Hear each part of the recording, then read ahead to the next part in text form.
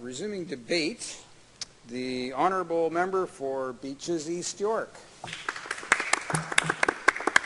Thank you, Mr. Speaker. It gives me great pleasure to rise today in the House and speak to Bill C-41. This government's trade agenda, Mr. Speaker, has provoked widespread public concern. Representing the views of so many Canadians, Mr. Speaker, we have opposed to date all of the trade agreements negotiated by this government, save one. Of these deals, the greatest consequence to our economic future and indeed our political future has been the China FIPA, Mr. Speaker. And with respect to the China FIPA, business columnist and editor Diane Francis has said that this Conservative government demonstrated, and I quote, the worst negotiating skills since Neville Chamberlain, end quote. Most recently, on CBC Radio, she said that trade deals are either, quote, fair and reciprocal or result in colonization and hollowing out. And the China FIPA is decidedly, Francis concludes, not reciprocal. And of course, Mr. Speaker, the NDP is waiting to see what CETA actually says. No breath is being held, however, in light of the unfortunate precedent set at the bargaining table by this government and their tendency to conflate increasing trade with expanding corporate rights and diminishing democratic rights and sovereignty through the inclusion of investor-state dispute settlement mechanisms. Now, it will be well understood by now that the Korea deal also includes an investor-state dispute settlement mechanism, and certainly an NDP government would not have included such a mechanism were we responsible for negotiating this deal. And it should be noted that Korea's main opposition party also opposes the inclusion of such a mechanism. However, this is not China FIPA deal, and nor is it what we've seen of CETA as of yet. And there are significant distinctions to be made here, Mr. Speaker. The Korea deal is fully cancelable or renegotiable on 6 months' notice, unlike the China FIPA deal, which locks us in for a minimum of 15 years. This agreement has guaranteed transparency rules for ISDS tribunals, and hearings must be held in public. This agreement does not apply to provincial, territorial, or municipal procurement or crown corporations, and shipbuilding, notably, is exempt from federal procurement rules. This agreement does not apply to or negatively affect supply-managed agricultural products. And finally, this agreement does not contain any negative intellectual property provisions. So, Mr. Speaker, I'm happy to say that we are able to distinguish this agreement before us today from those that have become before it. But the outstanding question is, of course, Mr. Speaker, what is there to recommend this deal? We believe, Mr. Speaker, that this agreement will have a net benefit for Canada's economy and Canadian workers. That assessment is made, Mr. Speaker, by employing essentially 3 criteria.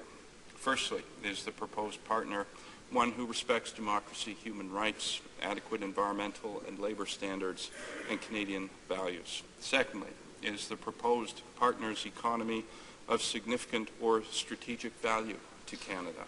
And thirdly, are the terms of the proposed deal satisfactory? With respect to the first of these, Korea has a robust multi-party system of democratic rule, an active trade union movement, and a diverse civil society. South Korea is a developed country ranking 15th on the Human Development Index.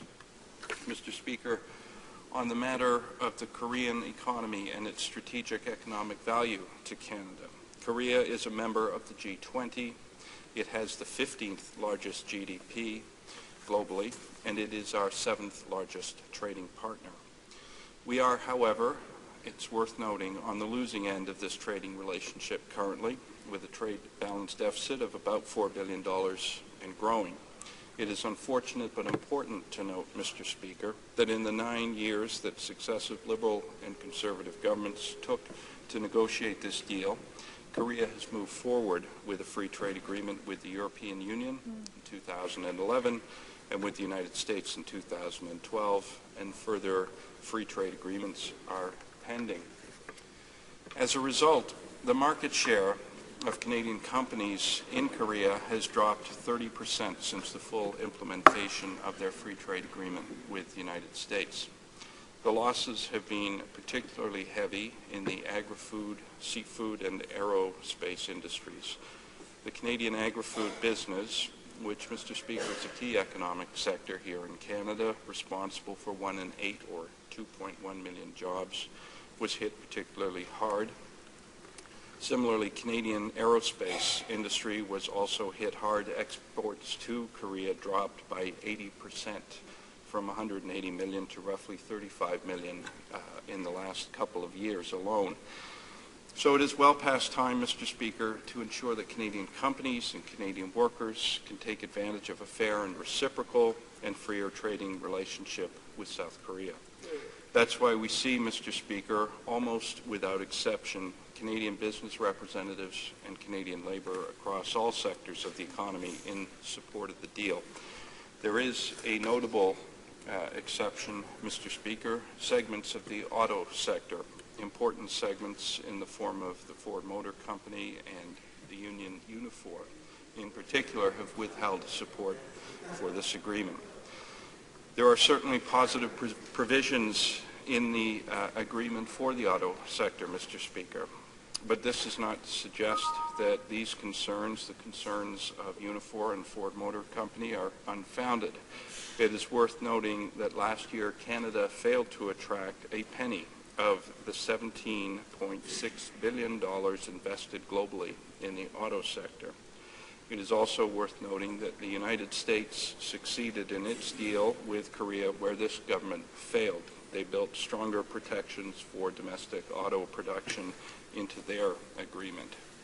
This raises the very important question, Mr. Speaker, of what is this government doing to support the auto sector in Canada to ensure that it is in a position to thrive in a globally competitive industry. The 115,000 auto jobs are important jobs, Mr. Speaker, far more important than the number would indicate, because they stand as representative of the kind of jobs that made certain parts of this country, and by extension the whole country, thrive. In my riding of Beaches, East York, at the corner of Victoria Park and the Danforth, once stood a Ford Motor Company plant. It's where Ford made their Canadian Model Ts and Model As.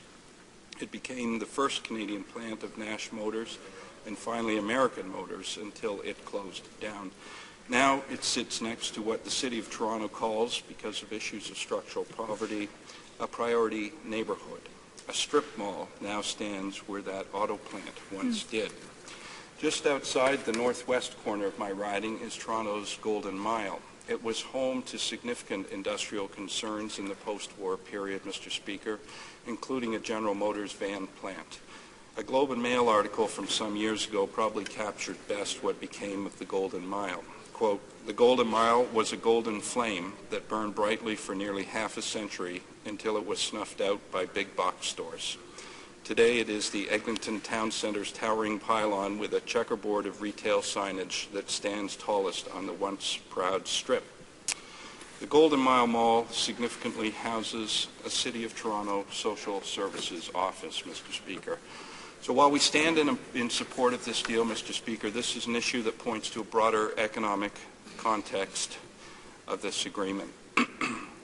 What are you doing for urban economies, we ask the government, where we see tremendous growth and only growth of precarious employment, where there is growing level of working poverty, where there are burgeoning informal economies, where youth unemployment is nearing 20%, where nothing but big box stores, dollar stores, and social service agencies stand where once stood industry.